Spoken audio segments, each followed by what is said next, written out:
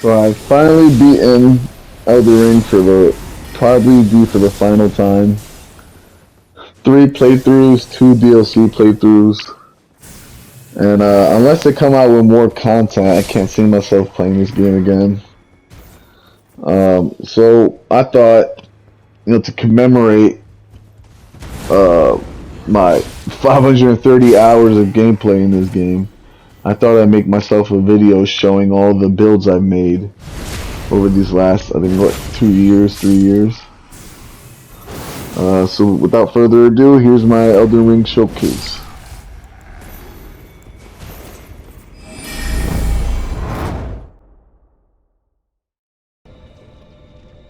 So this was my starter build of the game. I had picked the prisoner build. When I first started playing Elden Ring, I was thinking of doing like a battle mage, right? Trying to guess what I was gonna do in the game. So later on, I ended up with an ice spear and this ice shield. The charge attack's pretty dope. It does like an ice spear. And then your basic sorcery. And then this awesome trick here. It's looking badass. But yeah, this was my very first build.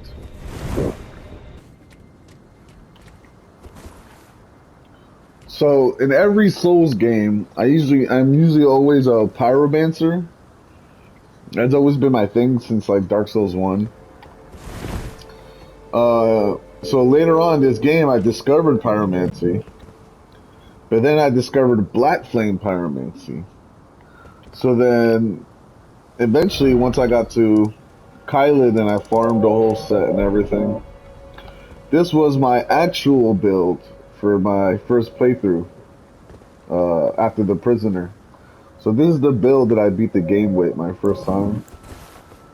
This build is pretty dope. Black flames. But my favorite has always been the twins. What is it called? Godskin Peeler. The skill for this is so OP, dude.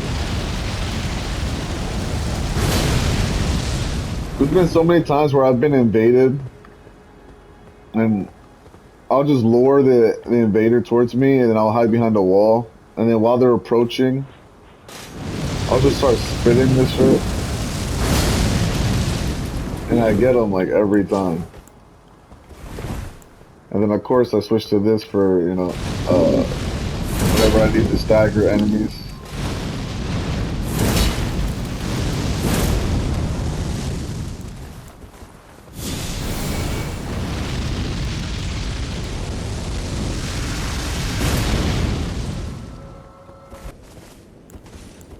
So this right here was my first new build on my New Game Plus. This was one of my favorite builds, just because this armor set isn't like, I think there's only one NPC who I think invades you or you fight in Crumbling Farum of Zula that wears this armor. Otherwise, you don't see you don't see enemies wearing this armor at all. Which I thought was dope because I like to roleplay when I play Elden Ring, right? And I like the idea that I can almost be like an original character, right? It's like I'm not a Black Flame Monk or like a Crucible Knight, right? You don't see Drake Knight, so that's one of the reasons why I really like this. And then for this, I use all the basic Dragon Communions. I had the melee ones. Flame, Magic, Rot, Placidus Rod.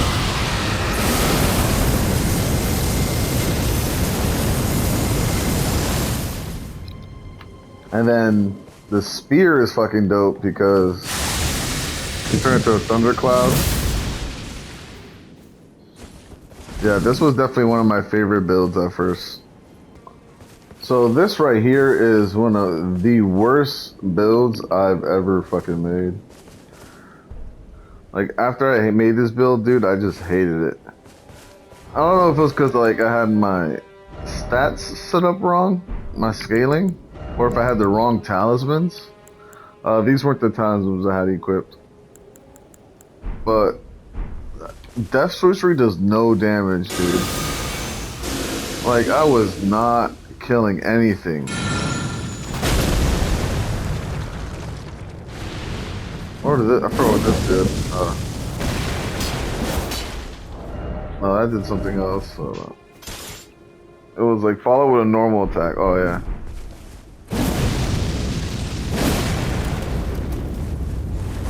I was trying to do like kind of like this cool Reaper Death Sorcery build, which was cool in my head, but you really aren't killing anything with this build. So this right here was definitely one of my favorite builds that I did. I did a Bell Hunter build. You know, those guys that invade you, they're freaking super hard. They're mad OP. Yeah, this was one of my favorite builds just because this was my first time using a Great Shield. I used a Staff of Guilty for Thorn Sorcery, which I used.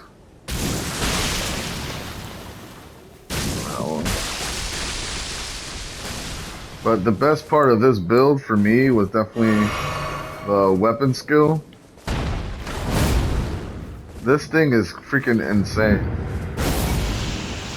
So it does a drill move, right? This works on it. The Rotten Wingsword Insignia greatly raises attack power with successive hits. Combined with Shard of Alexander, greatly boosts attack power with skills. And of course, Poise. Alright? So basically, as I do this skill, as it's spinning, it counts as multiple hits. So right away when you start using it, it's powered up. And it does an insane amount of stagger damage to enemies. I had another video where I fought the 2 Crucible Knights boss fight, where when I combined the skill with the Iron Flesh perfume, I can't find it right. Oh, here we go. The Iron Jar, where it turns your body to steel, you're literally invincible. I mean, you still take damage, but you're not taking any poise damage whatsoever, and the whole time you're just drilling.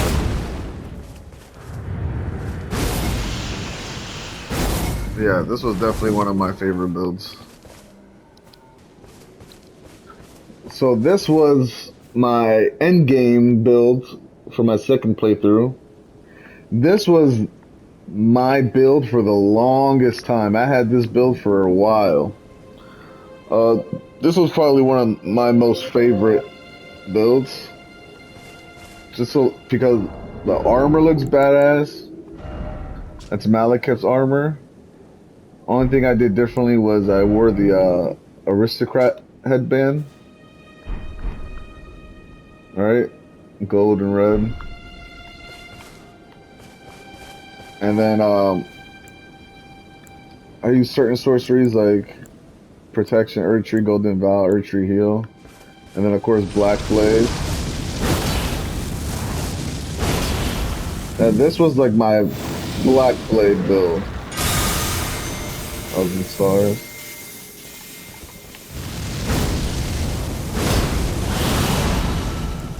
And then for long range, I use the Black Knife. I'm usually not this heavy. I just have my stats set up so I can showcase all of my builds. But yeah, this was my build, like the build I had for a while. So after I started playing the DLC, this would of course would be my first build for the DLC. My first playthrough of the DLC, I was going through builds like candy. Like, I just wanted to try everything. So, you know, my first 2 playthroughs, I had like 4 or 5 builds. My first DLC playthrough, then my second DLC playthrough, between both of them, I think I had like 6 builds, 6, 7 builds, which I'm going to be showing you next. But this was my Solitude build. This was the first ghoul you run into, or jail, whatever it's pronounced. This sword is pretty dope. Because it had like a two move combo. It was a strong attack follows from advance, yeah. So it does like a slash and then a dashing strong attack. This was such a good great sword for like early fights, early bosses. Because not only is it strong, but even when people are dodging, it allows a follow-up attack. Plus it's heavy armor. And then I of course use my full moon crossbow. I wasn't a big fan of crossbows. I usually don't use them. This was pretty much the only one I've used.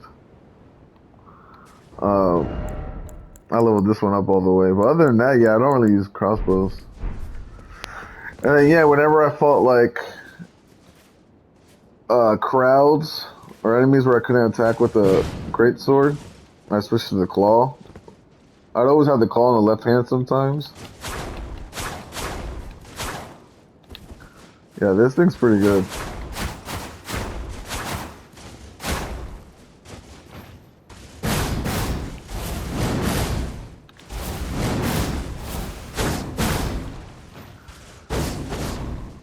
Yeah, it's pretty crazy. So this one right here was my, I think I called it like a beast, or well, my savage build, that's what I called it. So this one was pretty dope.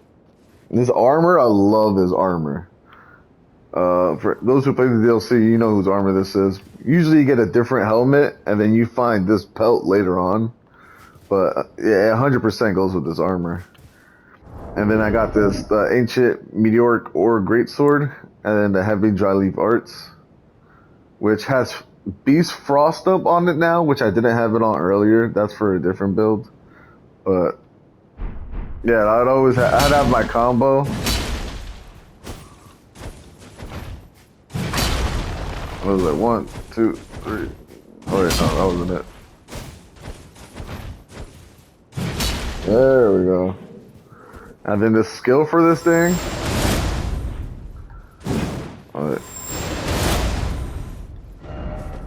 Wait, it's supposed to be an explosion, I think. Oh yeah, every time. You always gotta press it again. Yeah, this great sword is badass. Or I think it's a colossal sword, actually. Yeah, colossal sword. And then, of course, when enemies pull up on me, they're too fast, you know, just...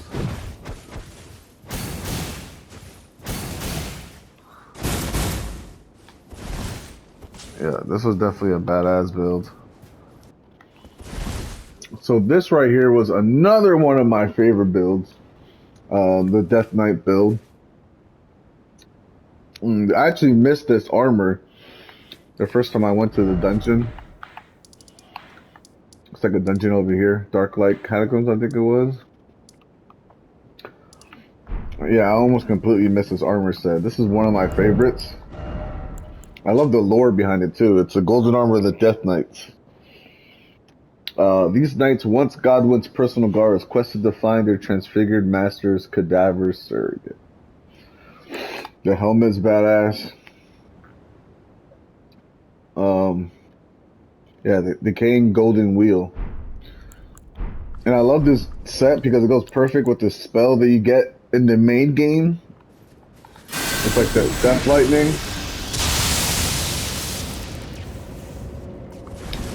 It surrounds you in death. Badass. Dragon Bolt's Blessing. Oh wait, what the fuck? Sorry. I'm supposed to put Electro Charge. Excuse me. There we go, Electro Charge.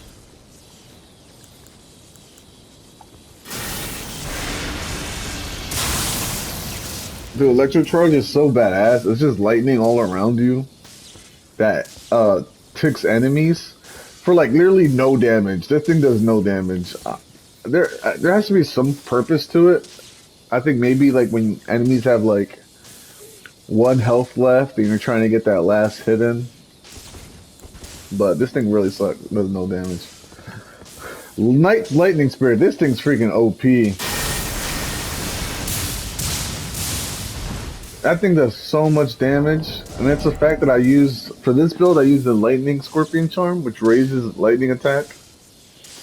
So everything I do does more damage. And of course, I use the home bolt. You can just spam this.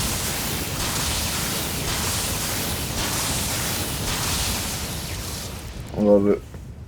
And then you have this. This is the Death Knight's twin axes and a Death Knight long half axe. The axe is pretty. It's all right. Um, it's it's a it's a great axe, so there's a lot of stagger damage. The skill for this one is actually pretty bad. So you dash forward, and then come down on lightning strike. The problem with that is that when you're in the air, well, for me personally, like when I'm in the air, I'm like always getting hit, always, because you know you close in on enemies by doing the skill, and then whenever you get in range, that's when enemies start spamming their attacks. So this one was more just for doing stagger damage than using the skill. The twin axes, on the other hand, these things are OP, dude. Not even for normal enemies, but for like PvP. I wrecked invaders with these, dude. The thing about these, dude, it's like perfect for up close and mid range. It's perfect for mid range because like when enemies are trying to run away, or when you're facing off and you want to close in on that distance real quick.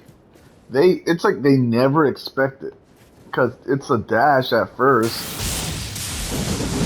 and then you dash even further and faster while spinning your axis.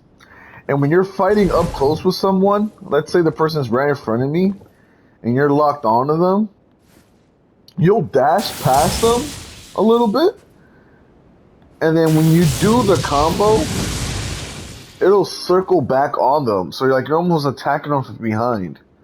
You're spinning all around them, and it's like hard for them to focus on you. You see how easily you can switch directions? Yeah, these things are OP. And I'm surprised I don't see more people using them for PvP. I like this one. But other than that, all you got is the Academy stuff. These ugly ass robes. This fat man robes. This guy's weird robes. This guy's robes. These robes with all these crystals. I mean, I guess that's a lot of options, right? I ended up using the astrologer's robes. I don't know. I just kind of I was imagining like this really powerful like Dumbledore type of build, and I ended up with this horrible build. So basically, first thing I wanted to do was I wanted to have all the I wanted to have all the powerful spells, right? Be like a powerful mage. Alright, I got the hammer. I got your basic comet spell. When people get up close, I hit them with the hammer. Your Terra Magica. And then I had the fingers. This is dope because it deflects magic and physical attacks. The Fleet of Micro, that one's OP. Of course, the typical Comet Azure. I use Rock Sling. Rock Sling's pretty good for enemies you need to stagger. And then, of course, I needed some type of fire damage for enemies that are weak to fire.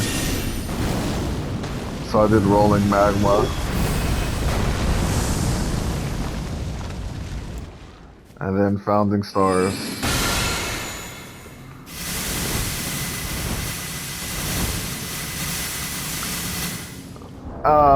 I think I chose the wrong staff, honestly. This one's a Gwen skill set that boosts finger sorcery. I haven't leveled up all the way, right? And then I had the Magic Scorpion Charm, raises magic attack. And I had the Beloved Stardust, which shortens casting speed sorcery by the outmost. Right? So I had two things that increased the damage I was taking. So I could not take hits for this build, right? I don't remember if I was using cerulean seed, but I think I'm 100% sure I was using these two.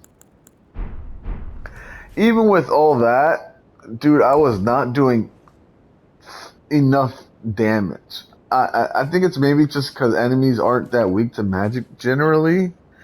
But like, I felt like I should just be like slaughtering enemies with my spells, and like they do not do that much damage.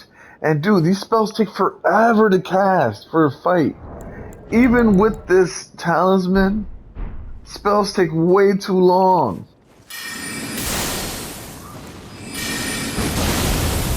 Like that might seem fast, but dude, it takes way too long. So then that's why I was like, let me give myself a small shield, my ice shields, with the magic parry. And then I gave myself this big ass fucking knife. Can you imagine if somebody came up to you with a knife like this, bro? Like, Jesus Christ. But it's just a regular knife. I just gave it the, oh, I guess I had it on my left hand.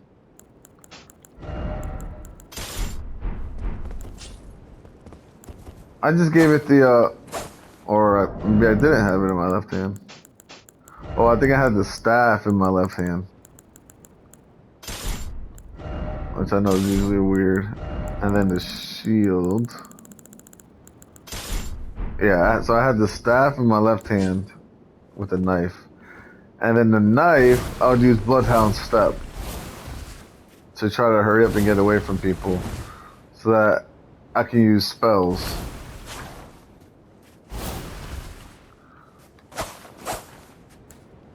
So I'd be like, I'd be like, oh, dash, and then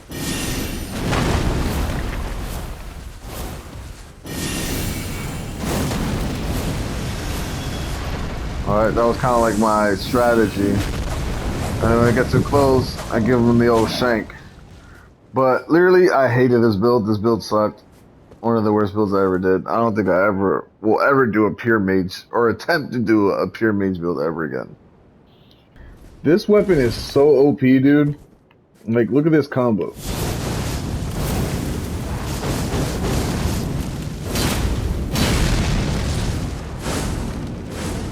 This sphere basically deals with everything. It's insane. And then when you throw it, a strong attack throws it. And when you're running, strong attack throws it. But when you charge it, look how much fire damage it does.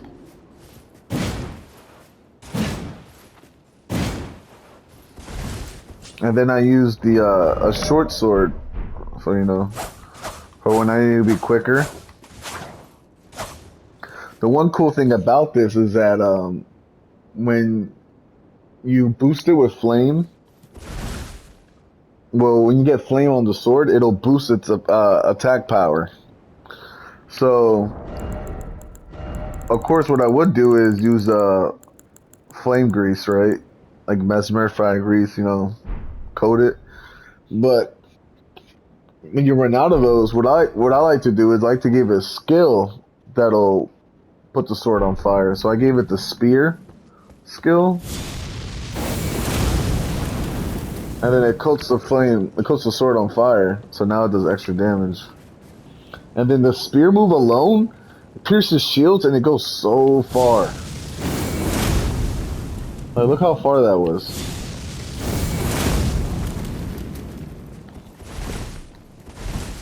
And then of course I used Flame Cleanse Me, Flame Protect Me, and then Fire Serpent, which is OP.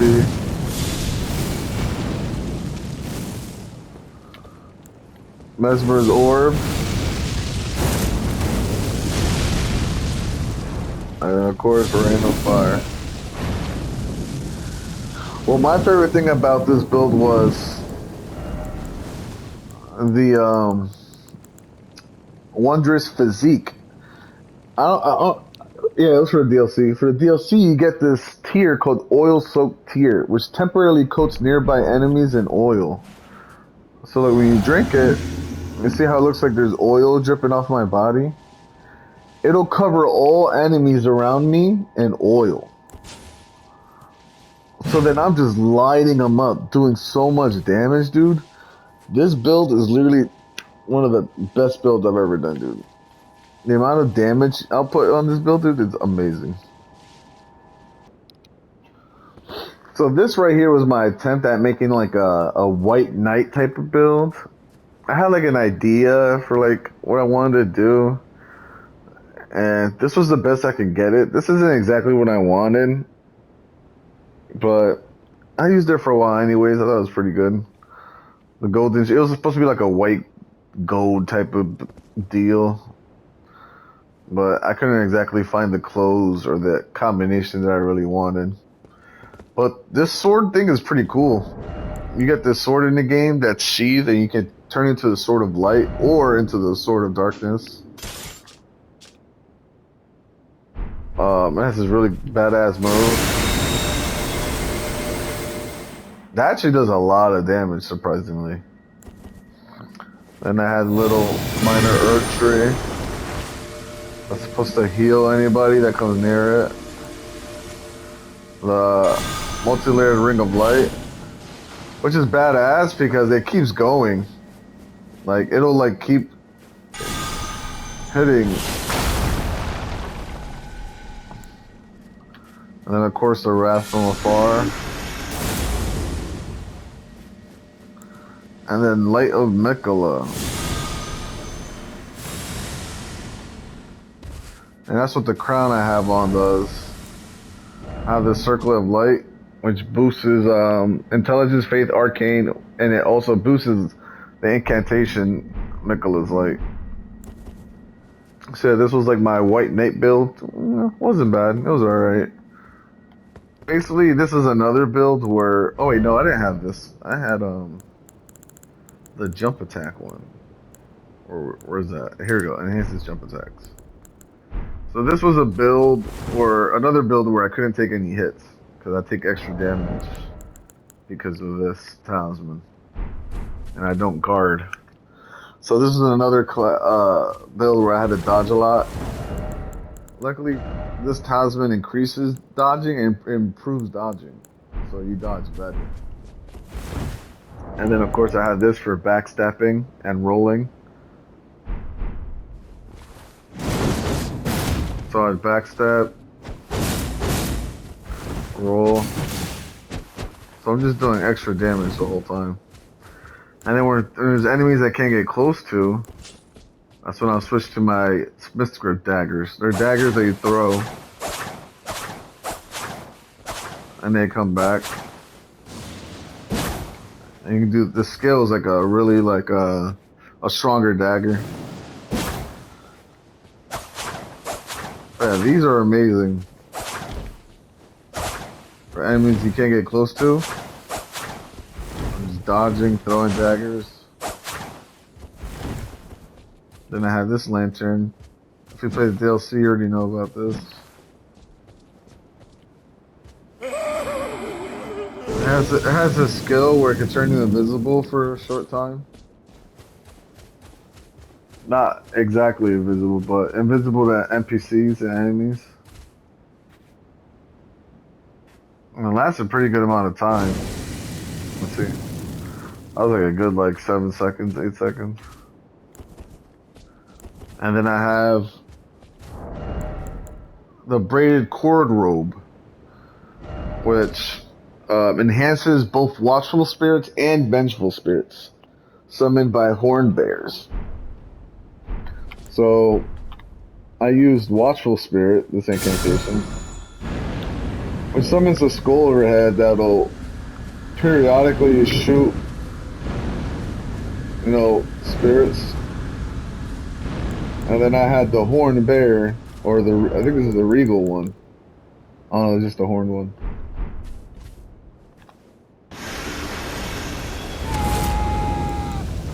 Which summons these 6 things around me now, and then it'll close in on enemies. And it was a lot of stagger damage, surprisingly. Yeah, this was my hobo. So for this build, I was trying to go for like a storm build, revolving around this talisman, which raises the potency of storms. So then I was trying to make a cool build. I ended up making like this Storm Frost type of deal build. I had two different axes, which one thing I realized about Elden Ring kind of sucks is that when you have two weapons, one in each hand, and they have skills, it's usually always the right hand skill weapon that activates, unless it's like a parry shield on your left hand, and then that skill activates. It's weird, but yeah. So that's like a little lightning storm that, and then it covers the right weapon in lightning. But then I also had my left one, which I had this skill, the Frost Stomp, which I wanted to use. But so I ended up just, you know what? I'll keep it. I'll keep it in my left hand. It does frost damage, and then I have this one on my right hand, which does lightning damage. And then you have to press L1 to attack with both of them. If I press R1, it only attacks with one. And then of course I had my divine. This thing right here is OP, dude. This thing will clear out enemies and send them flying. Like, I can show you a good example of this. Let's see. Like, I could just spam this at crowds of enemies, and it'll just kill them. You see that? It just sends them all flying. Yeah, I love that. And then I would switch whenever these weren't working. And I needed something faster, I'd switch to my hand-to-hand, of course. But this isn't the kick one. This is the hand-to-hand versus the other one, which is more kicking. For this one, I gave it the Frost Stomp skill that you get from the one boss. So you kind of get the theme of this build. This build was alright. Not one of my favorites. It was pretty good for a little bit, but I definitely got bored of it pretty fast. So this right here was another one of my favorites. I called this my my Shadow and Gold build. The main focus of this one was the Euphoria, the Twin Blade, which has that amazing skill Euphoria Vortex, and you combine that with like Twin Blade and Rotten Wind. And I'll show you why I call it Shadow and Gold also. But yeah, the best thing about this was the Twin Blade. When you get it, every hit adds to its luster.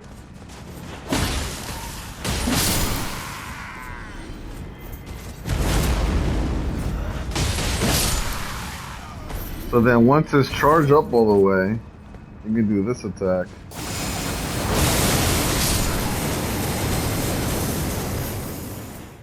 It's so badass. And basically that was the main focus of this build. For this build I basically just used this. This is the only weapon I use for this. And the Oathkeeper armor is all black and gold. And then you had a spell here. It's called Land of Shadow. It's badass because when you're not locked on, it does it all around you.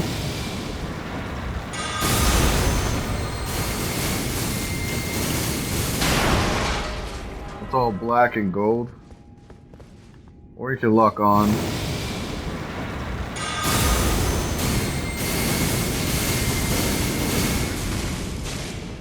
It does a lot of damage when they all hit. But of course they weren't all hit in there.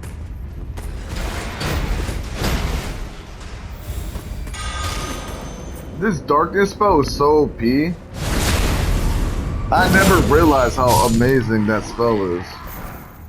It'll literally make enemies mid-fight lose track of you, and then you can just go behind them and backstab them. I would use this all the time. And then just go up behind him and then backstab him. And that's why I call it Shadow and Gold. This right here was definitely one of my favorite builds. So this right here was another one of my favorite builds. This build centered around the Carrion Thrusting Sword, which is OP. This thing literally, there's two of them in the DLC. They enable the wielder to attack and guard simultaneously. And dude, it literally works like that. Like I'll two-hand it a lot, and I'll attack just like this. And while I'm attacking, dude, if they hit my shield, like pretty much straight on while I'm attacking, and you see the angles it goes in, it'll literally block their attacks. So I'm attacking and blocking at the same time. And then when you're holding your left hand, you can still attack with it by using the skill. And then on my right hand, I had this thrusting sword, which instead of doing a charge attack, it casts spells. So I'll be like this, poking, attacking like this, and then I'll cast spells.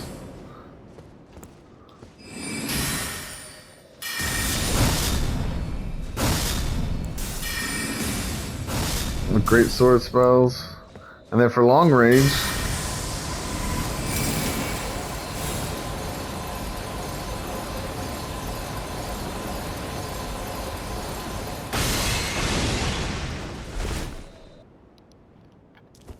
so this right here was another one of my dragon builds. This was my dragon hunter build, or dragon man build. This one revolved around the Talisman of Dread, which raises the potency of magma. So, and then you get this item called a rock heart, which turns you into a dragon. And then if you use it again while you're a dragon, it'll boost your dragon communion. So then for this build, I used the Dragon Hunter Great Katana, which honestly is not really a good weapon. Like the amount of, it doesn't do enough damage for a great katana. It's really good against dragons because of the skill. And that's really what it's meant for. It's really just meant to fight dragons. Other than that, it's really not a good choice of a weapon. But I decided to use it nonetheless. And then I, of course, used some of the newer dragon incantations. This is one of my favorites. And of course, magma.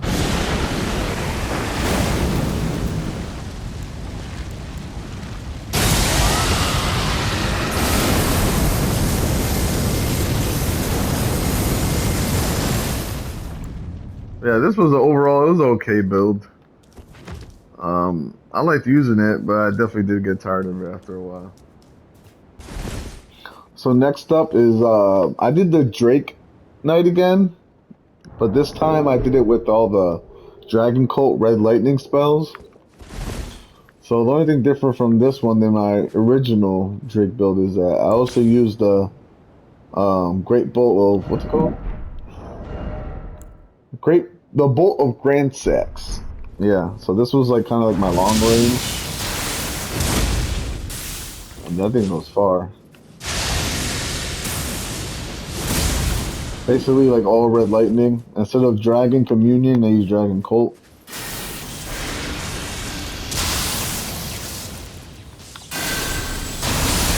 I always thought this was so badass. Like Red Lightning, Gold Lightning.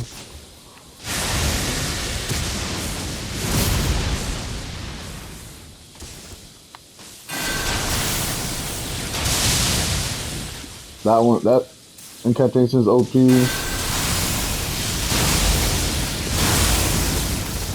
That's OP.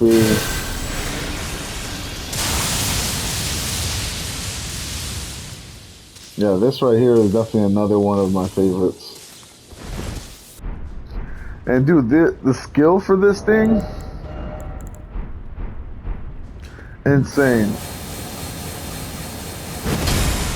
So it takes a while to start up, but when it hits, it does so much damage. And then that wave does continuous damage. You see how it was 3 waves? It was 3 waves of gold. Each one does damage, aside from the initial slam of the hammer. It staggers enemies like crazy, dude. I was trashing enemies with that skill. And then of course I'd switch to my I start using my crucible incantations, and my armor set boosts that. So like it strengthens aspects of the crucible incantations. Strengthens aspects of crucible incantations. So each piece of armor strengthens your incantations of crucible. So I have the tail swipe, the horn. This was good for when you're soloing, when you're fighting one-on-one fights.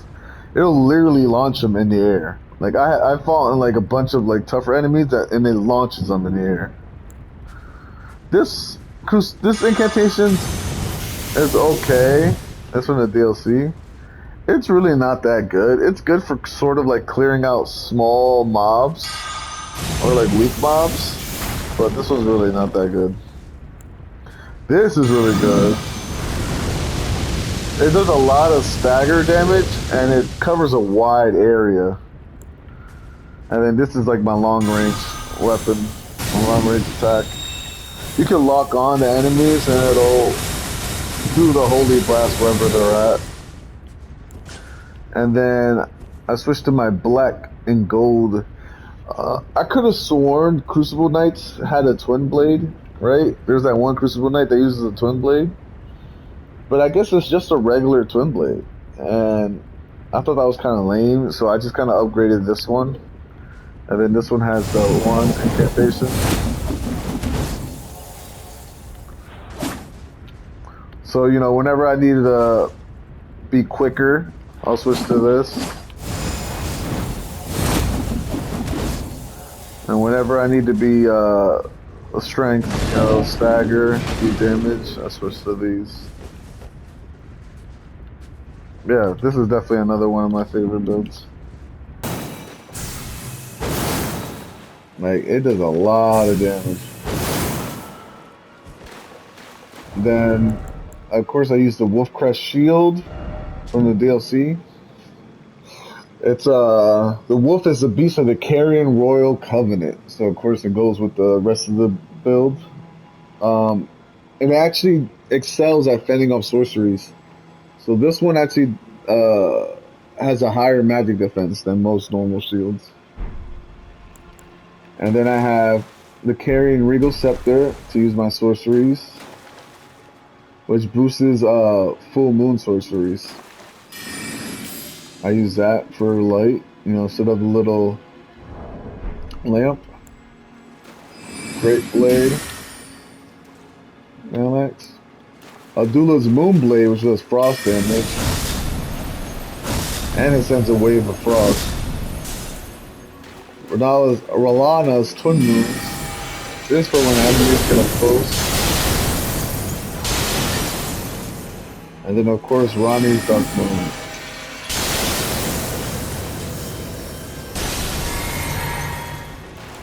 And then I have, for long range also, I have Rabbith's Cannon. Raboth's Cannon. This thing is also OP. So let me tell you something. No matter what great bolts you use, they always do magic damage. Like it says, it imbues bolts with magic damage. And it guides shots to their targets. Dude, this is like a homing missile. It's crazy. Let's see if I can show you. It'll literally home in on enemies. So like even if you're not directly aiming at them or they try to dodge.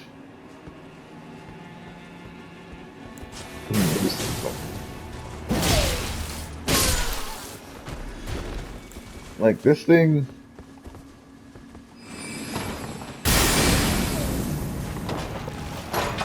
That's probably not a good example.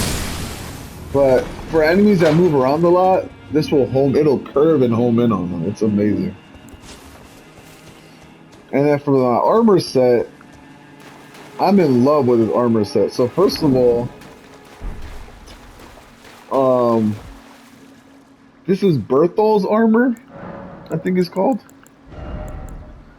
But I never knew that it had this cape because normally it looks like this. That's what the armor normally looks like, and it's a different helmet. So basically, the idea around this was I was trying to find an armor that would be like, because you're becoming the Elden Lord. So what kind of armor would fit a Lord? And that's literally what the description says for this armor. It says, beasts are drawn to champions and to lords, and this armor befits a champion worthy of becoming a lord. So I was like, oh, perfect. And it has beast on it, right? My shield is a wolf. Right? Because that's like the Karen family crest. It's like a wolf. I didn't know that when you alter it, you get this badass cape. And I'm like, holy shit, this armor's badass. But then the helmet, I didn't like the helmet. The helmet was kind of weird. So then I was trying to find a different helmet that would go along with this armor set. And the bull goat horn helmet, whatever, goes perfect with this armor set. Even though that it's more gray, the armor's silver and the helmet's gray and gold, it still goes perfect with it. And this right here, I know I said it to all the other builds, but this one right here is definitely probably my most favorite. And yeah, those are all of my builds. This was a great game. Unless more DLC comes out, I can't see myself ever playing it again. And I've put in so much time into this. Let's see. I don't know if you can. I put 580 hours into this game. Level 337. Yeah, this was a great game, man. I can't wait to see what else they come out with in the future.